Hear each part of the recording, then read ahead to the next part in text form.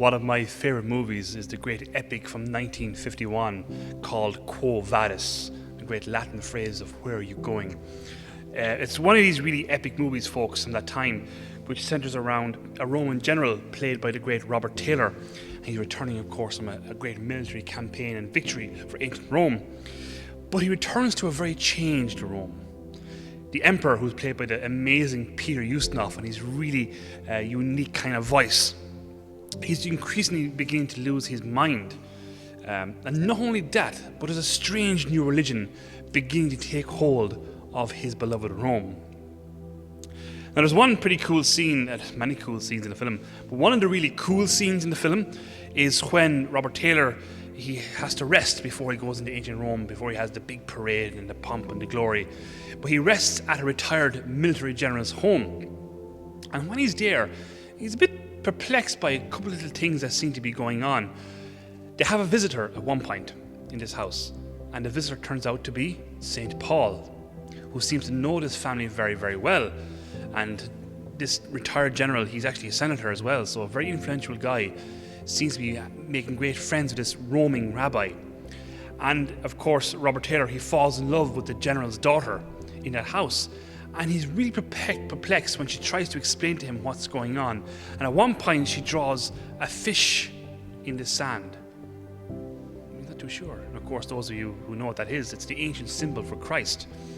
But then he's also very much perplexed by on the wall of the house, the villa, there's a little wooden cross. And he's really perplexed as to why do they have an instrument of torture and death of Rome hanging on their wall, and why are they worshipping it? Really, really interesting. All these little subtle hints in the beginning of the movie to hint that Christianity at this stage was well settled in the hearts of a lot of Roman people, and some of them pretty influential. But of course, as we know, Rome gets burnt down by Emperor Nero just so he can get his kicks. The film says, he ordered the burning of Rome just so he could be inspired by this great and terrible event. The same way Homer was inspired by the destruction of the great city of Troy, where Homer wrote the Iliad and the great Odyssey. So Nero thinks, for his artistic inspiration, the burning of Rome will inject that kind of inspiration into him. That's why we get that famous scene where Nero plays music as Rome is burning.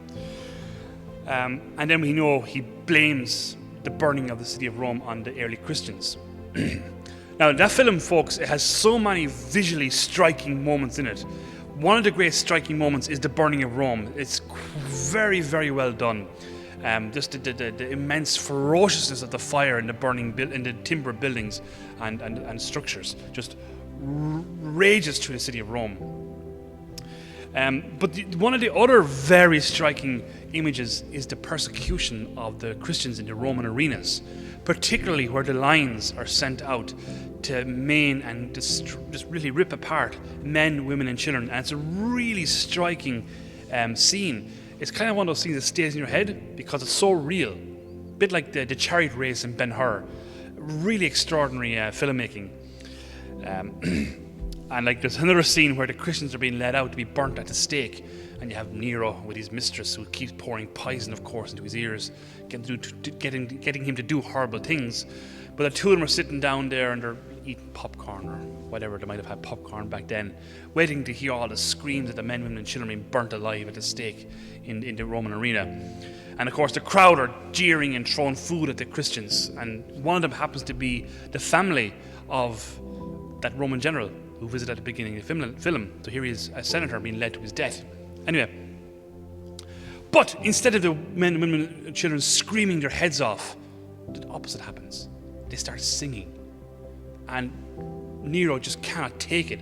Why are they singing? And the crowd stop jeering, and they start turning towards the emperor and start jeering him instead for what he's doing. A really, really, really amazing movie. And of course, the film ends with poor old St. Peter making a beeline out of Rome because of the massacre of Christians that's going on there, the constant bloodshed. But as we know, that great legend where he met Christ on the road and told him to go back. And the last scene of the film is St. Peter being crucified upside down on Vatican Hill. That's the film Quo Vadis.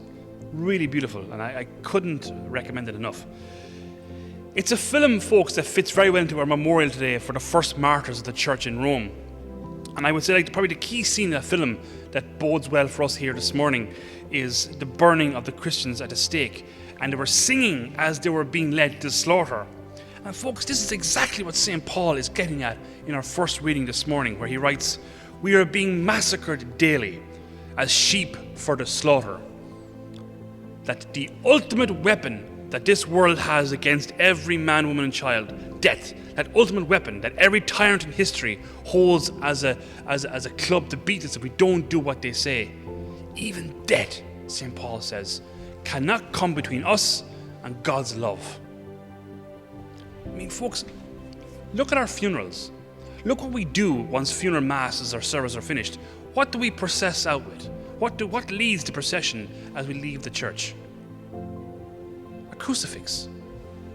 A crucifix. I mean, what an unbelievable, weird thing to carry. An instrument of death and torture with an effigy of a dead man hanging on it. Why do we do that? Why do Christians do that? Because, folks, we know death is not the end. We taunt death at funerals. We poke death in the eye and say, "You have no power here. Christ is alive." And we who follow him are granted that same victory over death. Amazing. But folks, you and I both know, in order to gain that victory over death, we have to face it. We have to face our own mortality, just as Christ has done. And like the Lord and the early martyrs, they faced death with a deep love of God, with courage and acceptance, and they were unafraid, because they knew and they believed that Jesus had been victorious over it, and he now offers that very same victory to those who follow him. What a beautiful hope. Real hope. I mean, extraordinary. How dare you and I, as followers of Christ in this world, are afraid of anything? How dare we be afraid of anything in this world? Which, of course, then brings us, folks, to our gospel this morning. Jesus, our blessed Lord, he offers us a very important warning, folks, to be careful of false prophets. To be careful of false prophets. And this is linked very much well in the theme of our readings. And like he said, very sadly, he says, a lot of people, he says, many are going to be deceived, led away by false teachers and prophets. Be careful, folks. Be really, really careful of thinking you cannot be deceived just because you have faith in Jesus. I have strong faith. I can't be deceived. I love God. Folks, that's pride. All of us here, including myself, have been deceived one time or another. And I've discerned there's one key thing to be wary of somebody who is a false teacher of the faith, is that they will always try to wiggle out of responsibility, to wiggle out of suffering in particular. They'll say popular things to hook you in, to deceive people, but ultimately they don't do anything themselves that they preach about or teach. False prophets, in other words, everybody, will always lead you away from the cross, to not take up responsibility of our lives, to walk away from all that stuff. That's what false prophets, they deceive us with. Be careful. Be very careful, folks, those who offer watery words, very vague expressions and words, nice sounding phrase that delights your feelings, words and phrases that pay homage to what you want.